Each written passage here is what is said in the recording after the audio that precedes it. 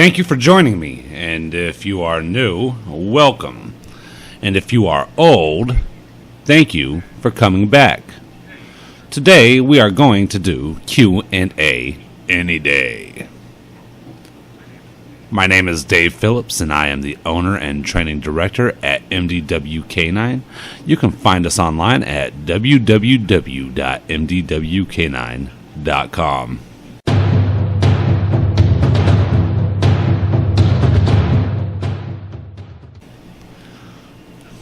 So, our first question, well, our only question, I kind of want to just stick to one question a video. That way you guys can hear my responses and go back to it on in the library or whatever YouTube uses.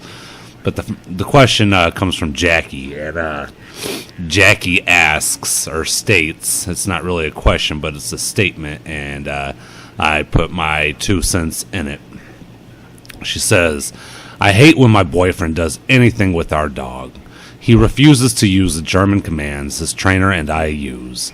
He refuses to listen to me when I explain how to give commands to Archer, then gets frustrated and tells me I'm wasting money on training this dog because he doesn't listen. He might listen if he participated or did things my way, but no, the dog listens great to me. I think I need a trainer for my boyfriend. End of my rant. You know, I love the statement, and I love it, I love it, I love it. Because this happens more times than not. When you get hired as a dog trainer and you go into somebody's house and they are participating, but then their significant other isn't. Their significant other expects their dogs to do miracles without their participation. And then they want to complain about exactly how you are training the dog, and they want to make their own rules and their own expectations, and it completely ruins the training, and you start getting conflict. But this is, unfortunately, a very common problem within households. Some partners, they don't seem to be on the same page, unfortunately, and it does create quite a bit of conflict with the dog and its training, which truly, like I said, is unfortunate because we all want the best for the dog and our dogs, and especially with training. If the dog was only ever taught in German and her significant other is using English, there is a huge language barrier for certain commands, like lie down. Lie down in German is Platz. So there's definitely differences in syllables, how it sounds. Lie down, Platz. There's a P, not a L. There's just a whole string of things. So of course the dog won't respond to lie down if you're saying lie down or lay down or down even. But sits and sit, the dog may respond to. That's about it. But the language barrier isn't the only issue I come to find when training people and their animals, unfortunately. There's a lot of other issues when it comes to significant others like this that just don't want to participate necessarily in the training. They just want a trained dog and the dog to respond. A lot of the times when people call trainers, it's because they have a very driven dog, a very hyper dog. And if this dog right here is being actually taught in German, they're probably doing some form of protection work, or they're looking to do protection in the future. So I'm sure it is a very drivey dog. And a lot of the times people don't see a trained dog when they see a hyper drivey dog, especially when the dog is young and it's not fully trained and it hasn't been in training for a long time. They just see a hectic little monster. Even though it has little bursts of obedience, it has a lot more bursts of hyper running around.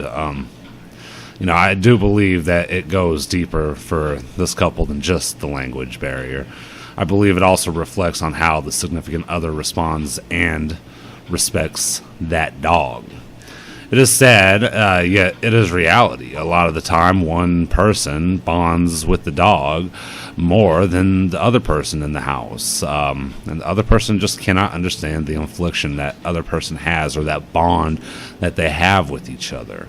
They only focus on the negative reactions that the dog is exhibiting. They only focus on the fact that the dog is not listening to the commands coming out of their mouth, and they don't see that the dog is actually in training and doing very well. They just focus on the negatives. They don't see the positives that are going on. Like I said, they only focus on the negative reactions that the dog is exhibiting instead of focusing on the things it can do with their partner or trying to establish their own bond. They don't try to spend extra quality time with the dog, which is generally what they need. They just need to spend some time getting to know the dog. Either that or just leave the dog alone. I tell a lot of people, because this happens quite frequently, if your significant other doesn't want to participate and just wants to scream at the dog and do their own thing, then allow them to. You don't be a part of that. You don't try to show them. Let the dog become hectic and frantic around that person.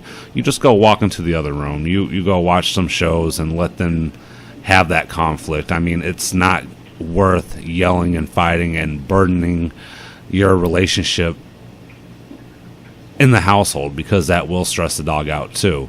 I suggest just put the dog in the crate real quick and let your significant other throw his little temper tantrum. It also sounds like the man in this relationship is holding resentment towards the fact that they are spending money on a dog trainer. And a lot of times that's the case too. You're spending a decent amount of money on a dog trainer and you're expecting your dog to be trained. Well, sometimes some dogs take a little bit longer than other dogs, and depending on what training you're using, and if the trainer is actually training the dog and then giving it to you, there's a whole spectrum of different things and everything else when it comes to this. But the fact of the matter is, if you do your homework, you work your dog every day for that week, you'll see a little bit of improvement. But we can't just focus on one behavior every week. We try to move on. That way you get your money's worth and you get good 5 or 6 different behaviors within a 6-week period. But it's up for you to practice when we're done. You have to keep practicing. It's just not 6 weeks, bam, you got a trained dog. You have to go out there every day for 6 months to a year and train your dog. When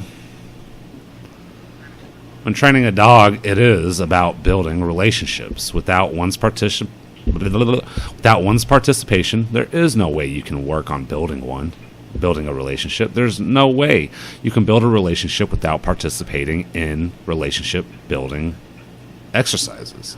And how do you expect a dog to respond to you if there is no relationship? Especially if the person gets aggravated and frustrated with the dog for not performing what he wants. If you start getting frustrated, you start pouting, throwing temper tantrums, yelling, that's not going to build any sort of relationship where the dog's going to want to listen to you. The dog's going to want to get away from you. And by wanting to get away from you, it's probably going to bolt like a bolt of lightning. It's probably just going to run and get away from you as soon as possible.